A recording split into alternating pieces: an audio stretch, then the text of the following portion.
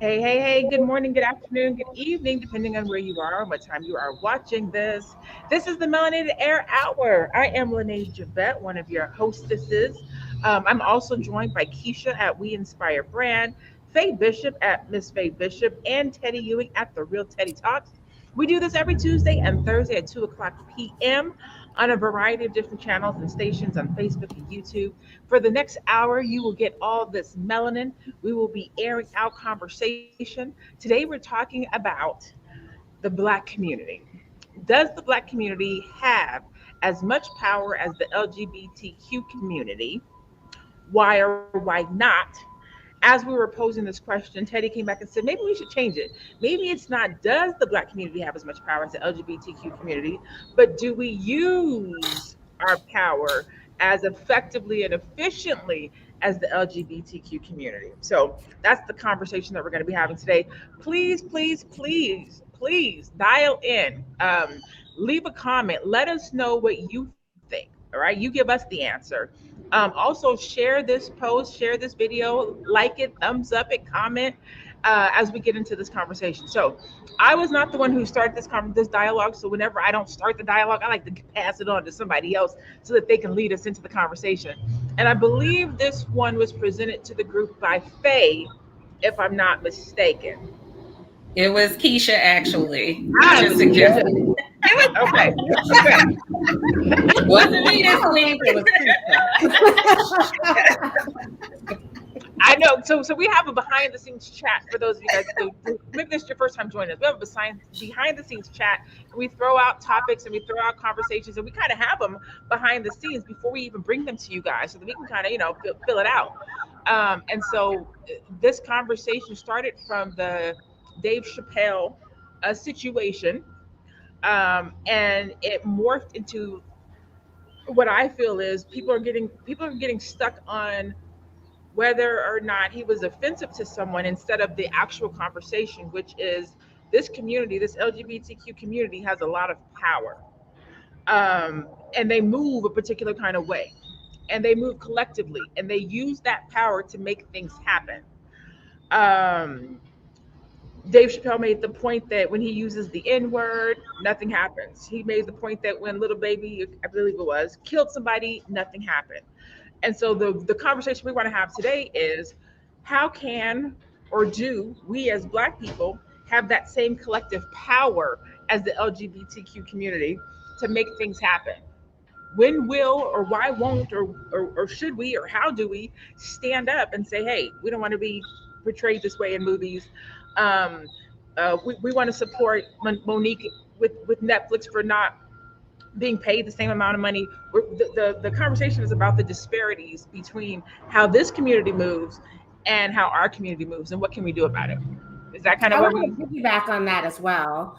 I also wanted to say that, so as Lene said, this kind of stems from the Dave Chappelle incident, but more so with Netflix. There was a walkout today of a lot of their employees, the LGBTQT employees and their supporters staged a walkout because they didn't want Netflix to continue down the road of disparaging images of transgender and LGBTQT all in all. And the CEO came out and basically said, I'm sorry that they feel this way. So he acknowledged their feelings. I don't know what else came from that, but I don't know if the word is impressed. I liked how they all collectively did that. They've been talking about it. I think the main organizer that was a Netflix employee got fired last week, but they all still collectively did their thing. And this isn't the first community to do that. I don't want to be picking on the LGBTQT community for all of their collaboration, but this has happened in the Asian community. This has happened during, I would say white women's rights, but during women's rights movement, this has happened a lot, right? And another layer to this is the Black community that is within some of these communities are being co-opted into these movements, right? So we still aren't getting our needs addressed. However, we're helping these other movements address their needs. And then when you're like, what about me, the other side of me, right? My race, my color, my ethnicity, then it's like, yeah, we'll get to you later, right? So yes, as Lene said, we do have as much power. We just don't know how to wield it. We don't know how to wield our power.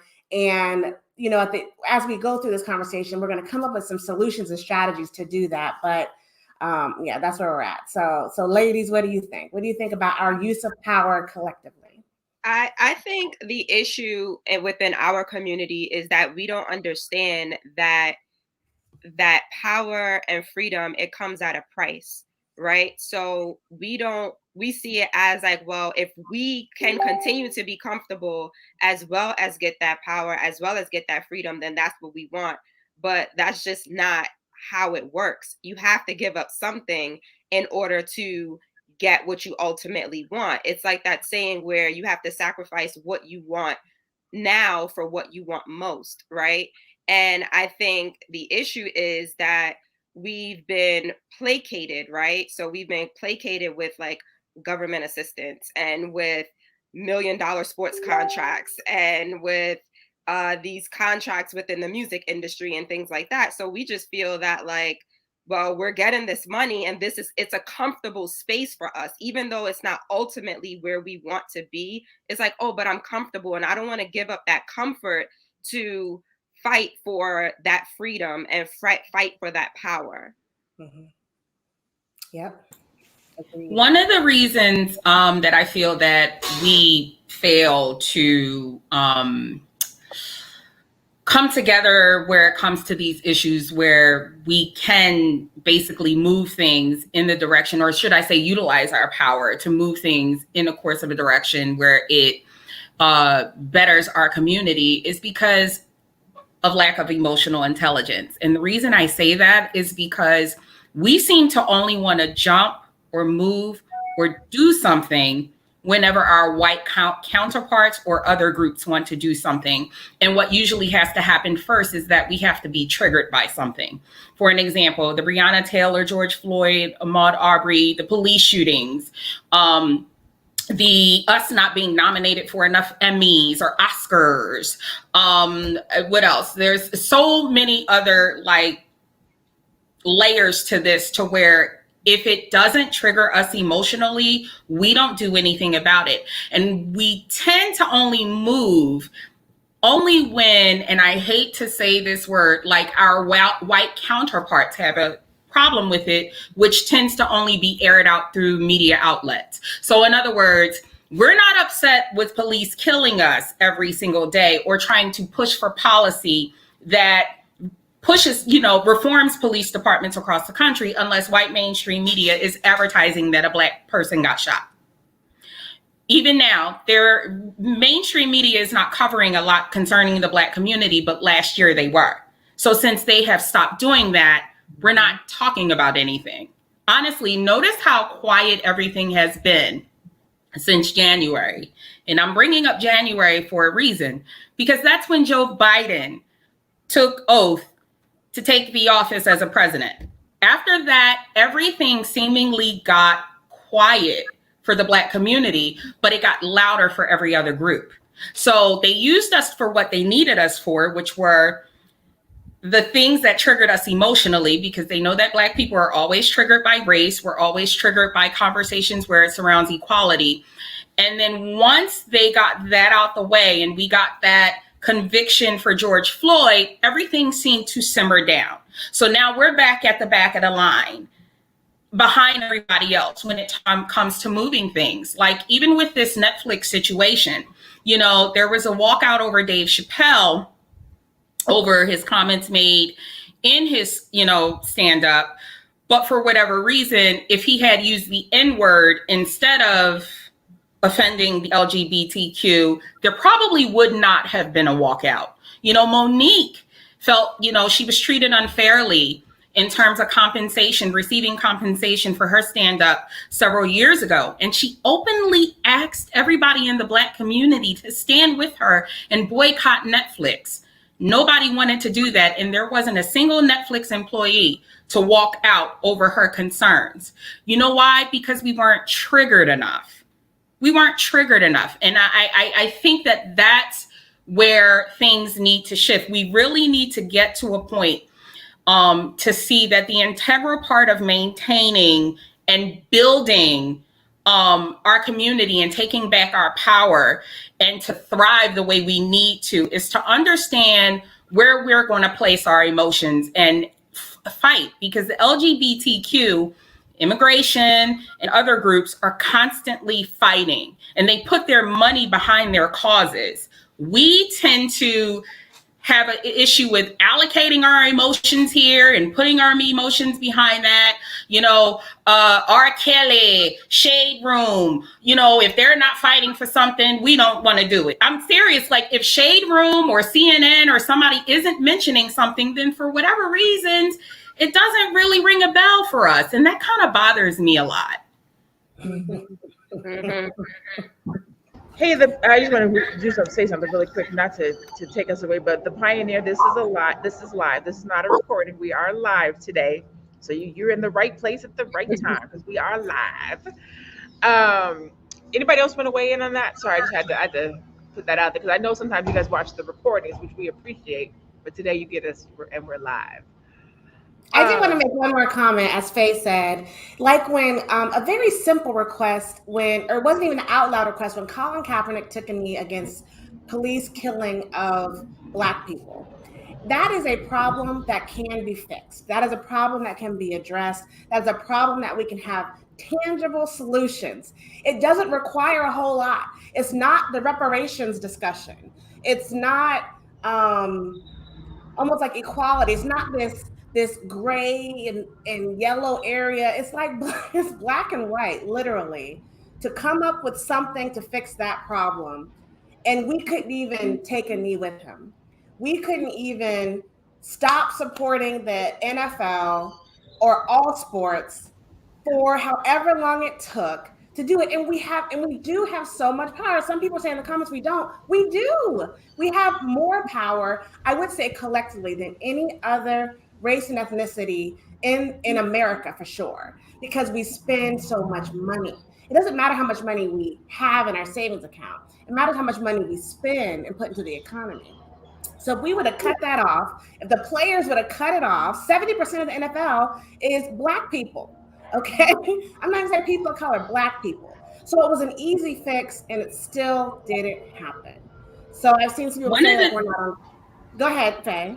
No, I'm so sorry. One of the things that I feel also kind of put that conversation to sleep is when Jay-Z sat down with the with the NFL, excuse me, and negotiated this deal to be president of their entertainment. So once again, why? I have to say this, whenever Jay-Z and Hov and Beyonce, and this is not to attack them, God, it is not on everything, but it's kind of like whenever all it takes is one celebrity to get on board with something, especially if it's a liked celebrity. And here's where our emotions come into play, because if it were Kanye who did that, you wouldn't have stood for it. But because it was Jay-Z, someone that everybody likes, and the NFL knew what they were doing when they got him. Oh, that put the whole conversation about Colin Kaepernick to bed. Just as I feel if it were Angela Bassett instead of Monique, who said, boycott Netflix because of XYZ, I believe the Black community would have done it. But because it was Monique, and for whatever reasons, the Black community doesn't like her because she came after our beloved Lee Daniels and Oprah and Tyler Perry. Once again, this is where our emotions, if they're not in check, we didn't stand with her. And we have to figure out, what are we doing? Because we're so emotional, and they use our emotions against us every single time. And not only that, we also don't have an agenda. You have certain Black people that want one thing, and then another group of Black people that want another thing. And we have to come together and stop thinking as individuals. Like, we have to collaborate. We have to be on one accord.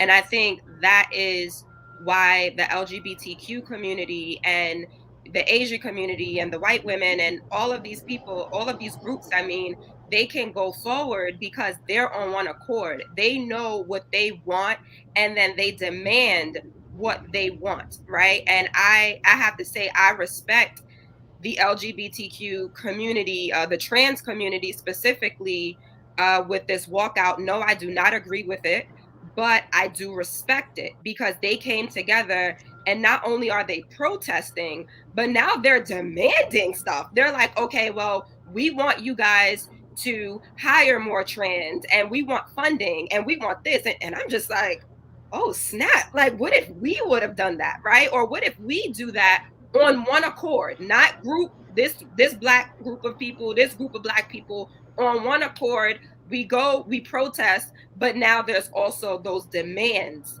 that we request, that we put in place. Well, that's the thing. That's the thing about that community that where I think we can definitely learn something from. They put that community first. Whereas you got black, white, Mexican, Hispanic, green, purple, yellow, they put LGBTQ AIA first before anything else, and they get behind that and they support it. Mm-hmm. We in our community, we want to know who's the leader, who's driving, where are we going, why are we going there, when are we going to get there, who's going to do it, who's why, instead of just saying. And I saw the comment about there's no black agenda. I cannot honestly say what the LGBTQ, all the initials agenda is, other than respect, equality, like the basics, right? They don't ask who's on first. They don't ask who's going to lead the movement. They say, hey, this is our community. You will respect us. You will have laws that protect us. You will give us the money. Like they demand those things. They don't ask for it, and they move together. In our community, we do not. Like we do not come together as a collective and demand the basics. The bare minimums, respect, equality, like the basic stuff. We're too worried about the specific details. Who's leading the movement? Where is the movement going? What is the full agenda? The top three things, and these are my opinion. Somebody else would come back with some different opinions. Probably reparations would be on that list. But equality, respect, and justice. You know what I'm saying? Like, can we just agree that we want them to stop killing us? We want to be equal, if not, supreme. But we'll take equal for now. And you should be. We should get the same respect that everybody else gets, right? And that's not saying that we want to have a seat at your table. That's just saying these are the bare minimum human rights, and then we can decide what the agenda is later. But we don't even move together in those simple things collectively. Can I say something? So, a friend of mine, we went to college together. This is one of my, and I, this is one of my dear friends. I was talking to him about racism and prejudiceness, and he's black, and he is, and so he says, I said, I just want to share with you something. I said, if a black woman and a white woman was selling a car, the exact same car, the exact same mileage, everything is identical. I said, who would you buy that car from? And subconsciously, just very little effort, because he's talking to a friend, he says, I can't front. White folks take care of things. I said, that's prejudice right there. I said, you're prejudiced. You already have a negative thought process behind a black woman who has an identical slate as as the white woman. And so he says, I said, now, mind you, I want you to think of your mother. Has she taken care of every car that she's had? He said, yeah. I said, so why do you think the next black woman wouldn't? So basically what I'm trying to just highlight is the amount of work on the brain of our people is insane. This is why Harriet Tubman used to have to pull up on you with a gun. Harriet Tubman had to pull up on you with a gun because you was going to get her killed. That's why she had to pull up on you with a gun. You did not have the mental capacity to choose freedom over fear. Some of our folks, Lene, everybody, they ain't on this train, and they ain't never gonna be. So I would rather keep my gun in a holster and leave them behind, whether I allow one of them to get me killed. And we got to keep on understanding that some folks are going to get you killed over helping you get liberation, okay? And so I think that everybody in this country, you know, like you said, has some kind of agenda. Well, when you have ripped your men apart, when you have ripped your women apart, your children, everybody is literally over here just survival of the fittest all the time. You literally, you don't have anywhere to go. So if you look through your Black family, every generation somebody's starting over, right? So we literally have to start these movements in our family. The movement first starts at home. I can't go and get 100 folks if I can't gather 2 in my family. Yes. So first, we have to become the president of the household. You know, so that's one of the reasons that I think that we have to continue. And I can't wait, because at the All Black National Convention, I'm so happy to be amongst Black minds, people who literally say, be one. This is who I am first. People tell me, you know, Chanel, you're gay, you've dated women, you know, but I don't hear you talk about the issues of the LGBTQ community. I said, well, that's not my fight. I cannot go around talking about rights and issues that only I benefit from. If my grandmother don't benefit from it, my sister, my auntie, and my cousin, I can't get behind it right now.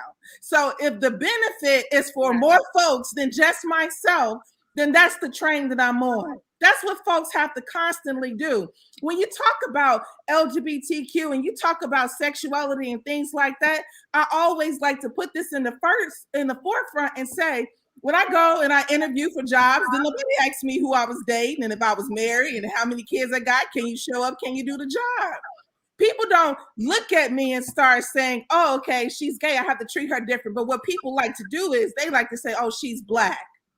She a Black woman. She got the anger in her tone. You know, she doesn't speak in a high-pitched tone. So before I'm hit with any level of prejudiceness, you know, it comes from being Black over anything else. So like I said, I'm behind the movement that my grandmother and them will benefit from. I'm behind the movement that my aunties and uncles and cousins will benefit from. That's a no-brainer. Black LGBTQ people that feel some form of commitment to that community over their Black community, some kind of way, have been shunned and harmed to the point where I don't care about nobody else no more.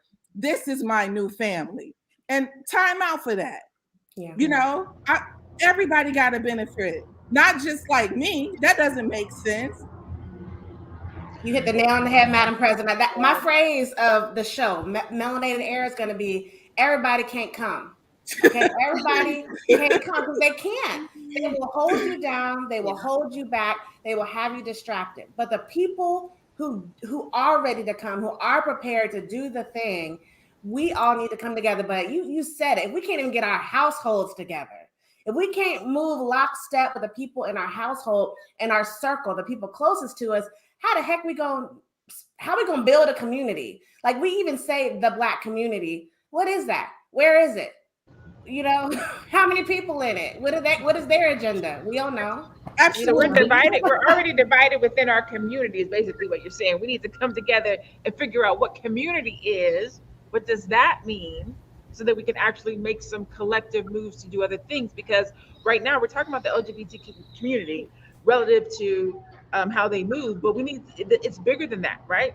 It's how we come to the support of our celebrities. It's how we come to the support of our family. It's how we come to the support of Black-owned businesses. It's how we come to the support of Black women. It's how we come to the support of Black men. It's not just a singular movement. It's collective. Like, we need to be supporting and united in all things that are Black love, Black family, all of these things, because all of these things are the things that need to be stood up on. What you just said, Teddy, is super important.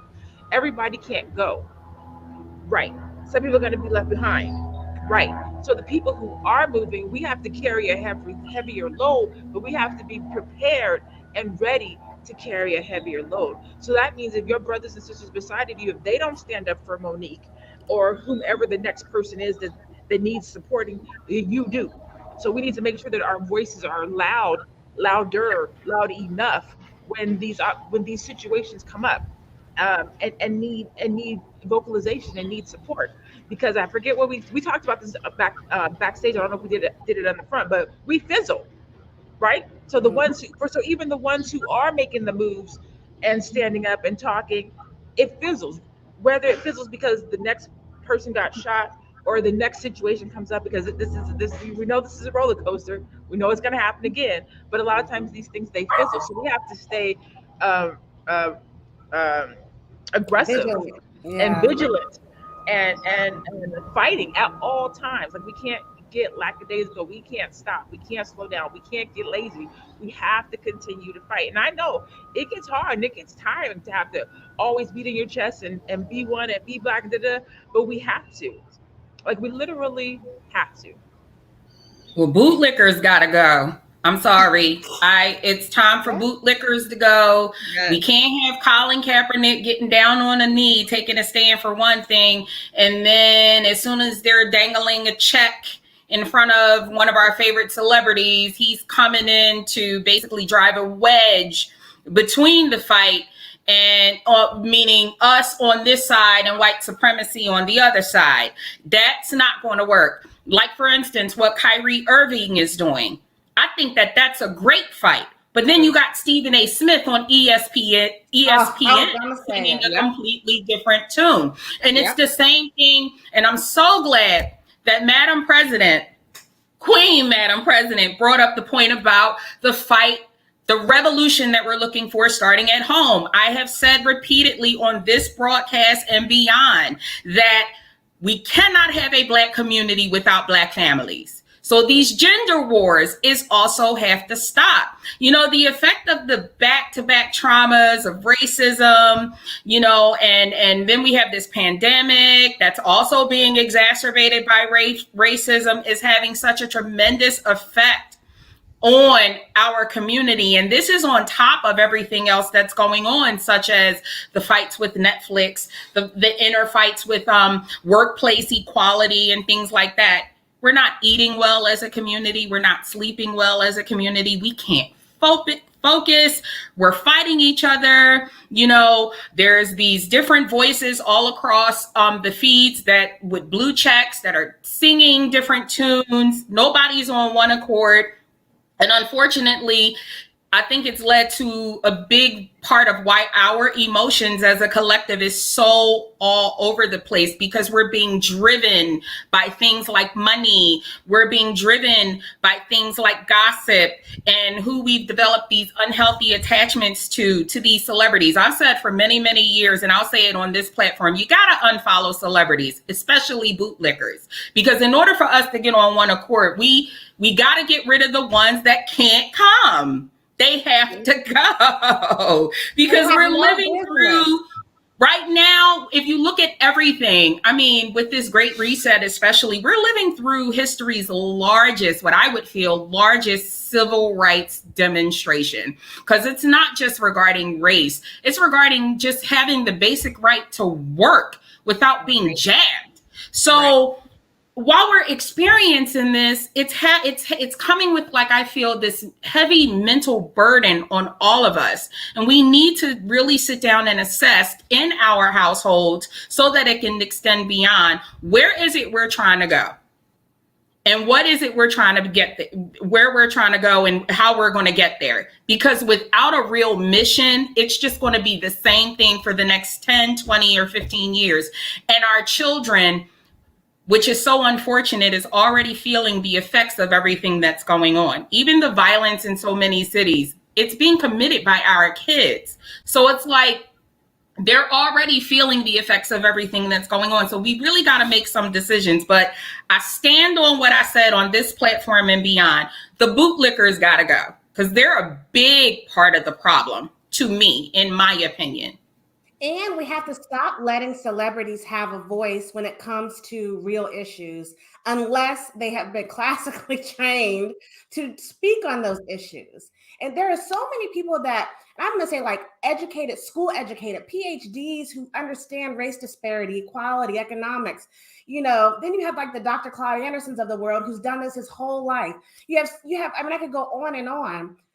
Cardi B don't get to talk about voting to she don't get to say nothing. She don't get to talk about the jab. Nicki Minaj, I don't want to hear you talk about it because I know you probably don't have the background. Like even some subjects that we talk about backstage, we make sure we have some footing.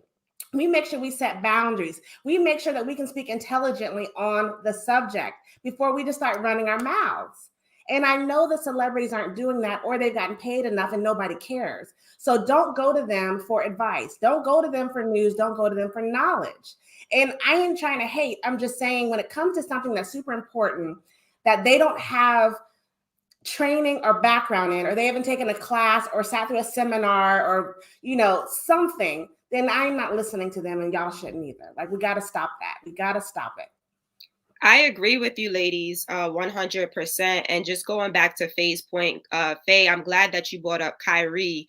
If you guys saw the broadcast, I think it was last week, I felt very strongly about the Kyrie Irving situation.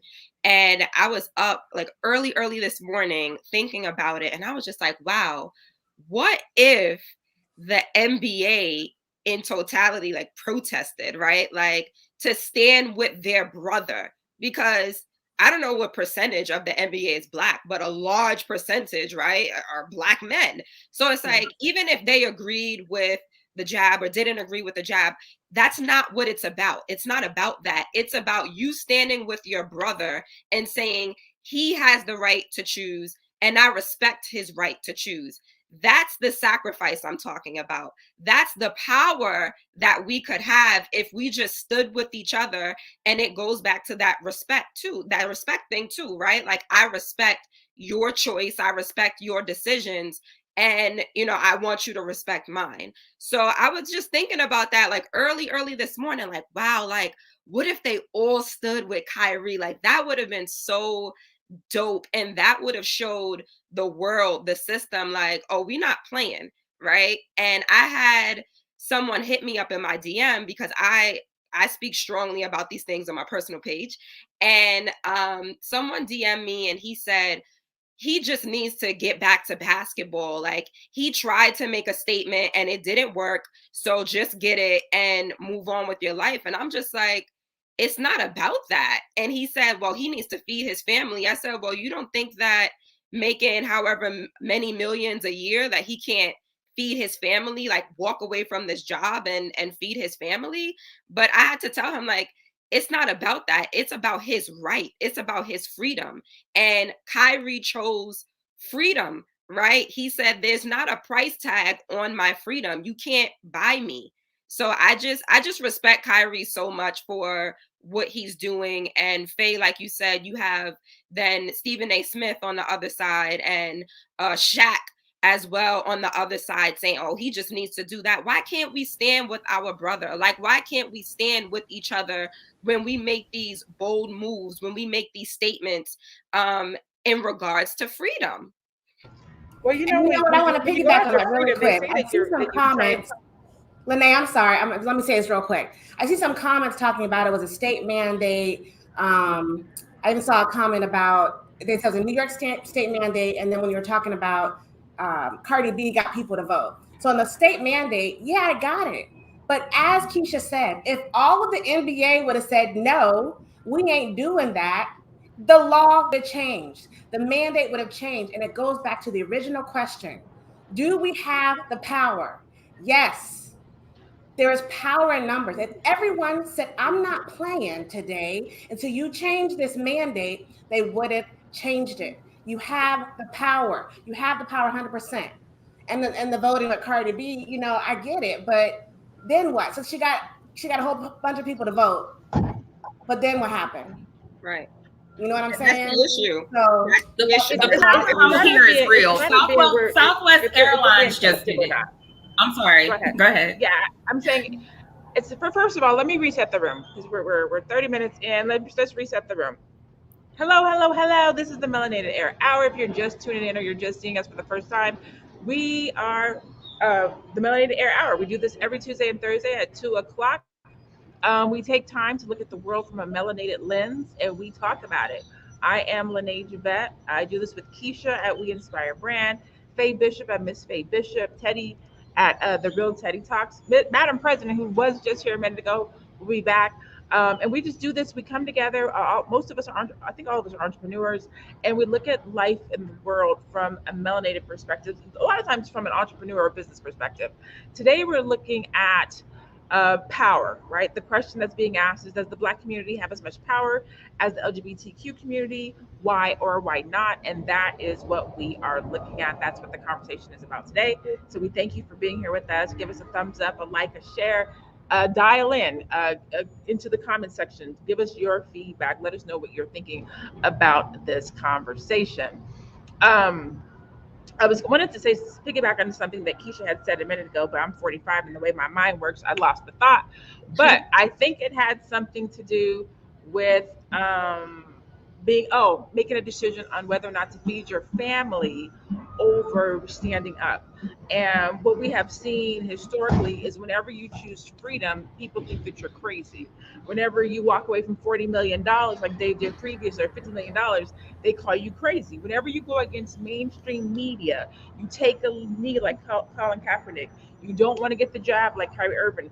Mainstream media and or mainstream and or Big Brother and or the powers that be, the people that pay the paychecks and or corporate America, it doesn't matter who it is. Anytime you go against that grain, you are crazy, you are censored, they want to cancel you. It's to the point that we cannot think and speak for ourselves. We talk about freedom, we talk about freedom of speech, we talk about liberties only until it goes against or infringes on what somebody else's are or is. Then it becomes an issue. To your point, it would have been nice if the NBA had stood up for Kyrie Irving, but they don't. I don't think that they needed to. We needed to. His community needed to. The people who paid for the NBA to exist needed to. A lot of times we're looking to these celebrities or these entertainers or these what we consider higher echelon individuals to make moves and stand up for things that we can do on our level because we go up to the movies and buy movie tickets that pay their wages. We go to the NBA games and pay for their wages. We go to the voting polls. Like we have way more power than what we think we do that we do not use. So the question is, does the Black community have as much power as the LGBTQ community? Hell yes, we do, if not more. We don't exercise it properly. We don't exercise our rights properly. We don't exercise our community properly. We don't come together properly. We don't show up properly. Those are things that are on us because we have the capability to flex in every area. In our businesses, we have the funding, the money to support our Black-owned businesses, and we don't. We have the ability to support Black men, Black women, Black children, education, and we don't. Like we have these powers. So I forget who the comment was a while back. This is, what are we going to do about it? Like, what are we going to do about it? Because we have the capability and the power and the means to make a difference. The bootlickers don't have to do it. We can knock them out. The people who got to be left to the side, we can knock them out. There's enough of us. There's enough of us that can make these moves if we come together and figure out what community is to move forward and actually create a movement. I just want to piggyback off of what you're saying, Lene, because everything you said is correct. And it kind of goes to something, I forget who it was, a comment someone made just a few moments ago who said, get together and vote for what? Regardless of whether you're going behind a curtain to pull a lever or punch a card or push a button, you are always taking a vote. You take a vote about what you stick in your mouth. You take a vote in your household about what kind of day you're going to have or what kind of year you're going to have, what kind of, how you're going to spend your weekend together as a family. You take a vote when you're in your place of employment about what kind of treatment you're going to receive. Everybody takes a vote on something every day. I really need for everybody to stop thinking that when it comes to leveraging power it only pertains to whether or not you're Democrat or Republican or something, relating to politics. You have power to leverage every single day, from the day you wake up and get out of bed to the day you lay your head down on your pillow at night. You vote for everything you engage in. You don't have to be on social media. You can vote to delete your page. There's many ways that we can leverage our power. It's just that we lack the ability to properly compartmentalize our feelings as it relates to certain types of issues. And therein lies the problem. Most people feel like, and I'm glad Lene brought up this point earlier, in order for us to take a stand against something, we need to know who, what, when, where, how much money is being spent, why they doing this, and how it benefits us personally, or certain individuals personally, instead of how it benefits us as a collective group.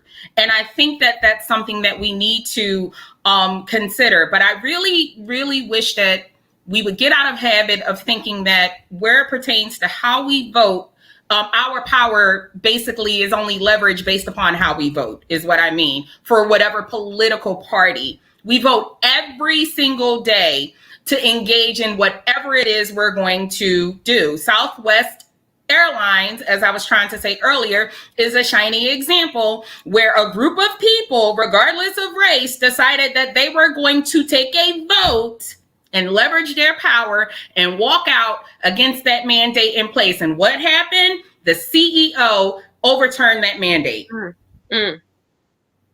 My brother told me last night in a conversation that since September 5th, the company he works for has lost over 158 employees over that mandate. And guess what? The CEO and the board of directors and everybody is having a meeting tomorrow to make a decision about how they're going to overturn that.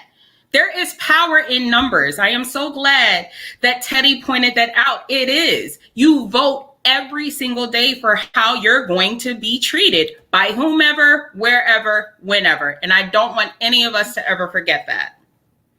And I think you mentioned behind the scenes that they're not talking about this, right? They're not talking about all of the people that are walking out from their jobs because of this mandate. And that's the issue, right? We look to media to say, oh, this is what's going on in the world, but we have to expand, right? We have to broaden this. What the media is showing us, the media is propaganda, right? They're always going to show us what they want to be out there, not the truth. That's a fact. More than 4.3 million people have walked off their jobs since August of this year over these mandates. But they want us to zoom in on the 70 plus employees, I guess, who walked out from Netflix over Dave Chappelle's stand-up. They want us to pay attention to the latter in hopes that we will forget about the former, whereas the former has a bigger impact on us as a collective than who's working for Netflix.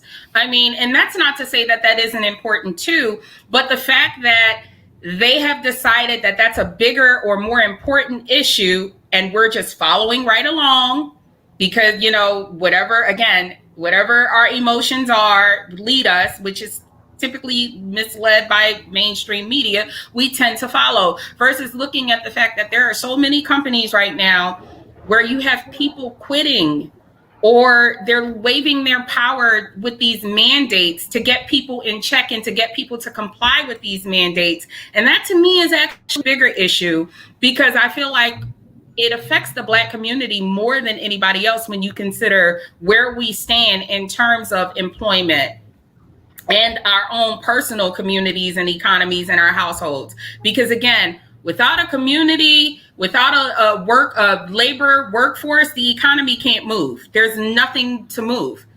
But Dave Chappelle was trending today, but nobody wants to have an honest conversation about the other stuff because mainstream media has led us, and this is no disrespect to Dave Chappelle, again, it's important, but has led us to focus in on that celebrity. Dave Chappelle's a millionaire. He and his family are going to be fine regardless of whether or not the employees decide to go back to work tomorrow, or they continue to protest the day after that, the month after that, and going forward. But where does that leave us as a collective with these other corporations, the millions, thousands to millions of families that are walking off the job right now over what they feel is a fight for their freedom, just the simple right to work? Boom. Somebody put in the comments, which we're using the word vote. And let me apologize. Some of you guys already know this. I got Invisalign, so sometimes I'm stumbling over my words because these teeth, I keep calling them teeth. They're like socks for your teeth, and they grip them. So sometimes I feel like I have a lisp, so I apologize. But dang it, there I go again, losing my thought. What was I about to say? It was about a comment that you saw. Oh, yeah, there was a comment on voting versus choice. We're using the word voice, and somebody said we really should be saying choice, and they are kind of sort of synonymous, right? To piggyback on what Faye was saying about voting, we get the opportunity to vote every day. In that vote comes through in the choices that we make, right? We get the opportunity to vote in our job whether or not we want to get the jab. That's a choice that we get to make. Do we want to have a job? Do we want to take care of our family? Do we want to have the freedom to choose? We get the opportunity to vote on where we're going to go have lunch. Do we want to go and support a Black-owned business today, or do we just want to go through McDonald's? You know what I'm saying? We get the choice. Do we want to call the Black plumber today and vote for Black-owned businesses? Or like we get choices and voting opportunities every single day. What I would like for us to do as a community, for those of us that are actually moving forward, is be intentional. Like that, to me, a lot of these conversations relative to this topic is intentionality, right? Being intentional about who we support. We should have supported Monique better than she was supported. Being intentional about who you support, when you support, why you support, and how you support. Being intentional about where you spend your money and who you spend it with. Being intentional about the movies that you watch, the dollars that you put into certain movie budgets, and the ones you don't. Being intentional about not letting your social activism fizzle out because the next thing has come, or because the words came out of somebody else's mouth or a celebrity's mouth and you know you disagree. Say you disagree. We have to be very intentional about these voting opportunities and choices that we get every day. We can't just go along to get along. We can't just go with what the mainstream says, because we wonder why we keep seeing these generational curses produce themselves, and it's because we keep producing the same generational curses. Like if we don't start showing these next generation how to do things differently, our children's children will be having these same conversations many years later. Like the time is now. The on us is on us today, right now, to start making choices and decisions and voting. And again, we're using voting and choices from an everyday perspective. We have that power today, right now. The internet, connectivity, email, All Black National Convention, telephone, text messages. We are more connected than ever in history. We can unite, we can organize, we can commune, we can share, we can collaborate, we can create community, and that's what we need to be doing. I'm going to go around the room and get some final thoughts before we close out. We'll start with you, Madam President. You've been kind of quiet today. I know. Been having. Can you hear me? I know. I've been having a little bit of technical difficulties.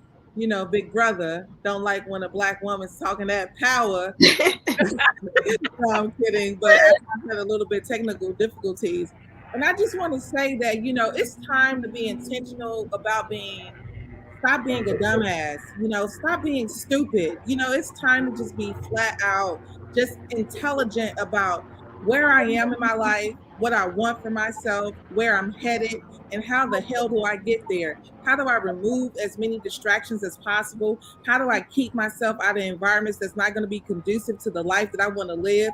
How do I meet somebody and not Netflix and chill? How do I meet somebody and have something of substance with? How do I meet like-minded people? Can we stop with the nonsense? And I think it goes back to what Lene and Faye and everybody is saying about, You know, you can be as attached as you want to social media.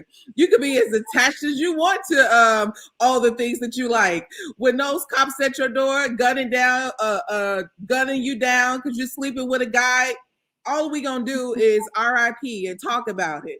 You know, the harsh reality is until we get some real power, or until we start walking in our power, then, you know, we're going to be at these vulnerable situations all the time. I noticed that when Breonna Taylor was killed, Beyonce, she wrote a letter. Now, I believe a letter from Beyonce, because I've been to college and graduated, and I used to have the president of the school write me a letter when I wanted to do something in a summer or something like that. Beyonce got 100 million followers. She's a multi-millionaire, billionaire, slashy probably with her husband. So my thing is, when a multi-billionaire writes a letter on your behalf of the life and nothing can be done, the men that killed you can't be arrested, it goes to show you that we talking with a group of people that have all the spending power in the world, but when are we going to get some real political power? When are we going to get some real you know, power when it comes to building in this world that we're living in? So I just want to say my last remarks is, you know, everything that we desire from the unity. And if you don't want the poke because you're woke and all of that, I think the conversation has to start. What are we going to do?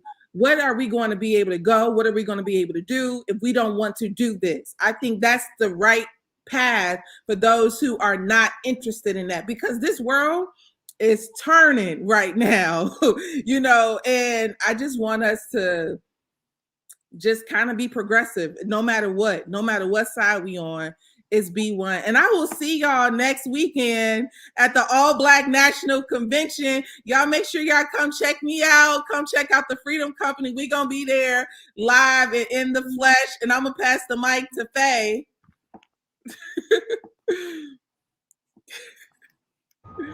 You're a mute, Faye. Can you hear me? I'm sorry.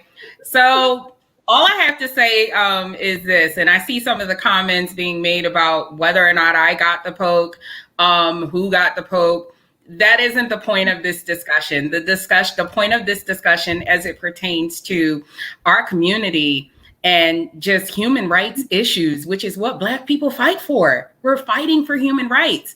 What I was saying when I spoke about the poke and I spoke about Southwest Airlines is points to about it being leveraging your power the right way and everybody sharing the same type of group consciousness to achieve a common goal. This isn't about who got what.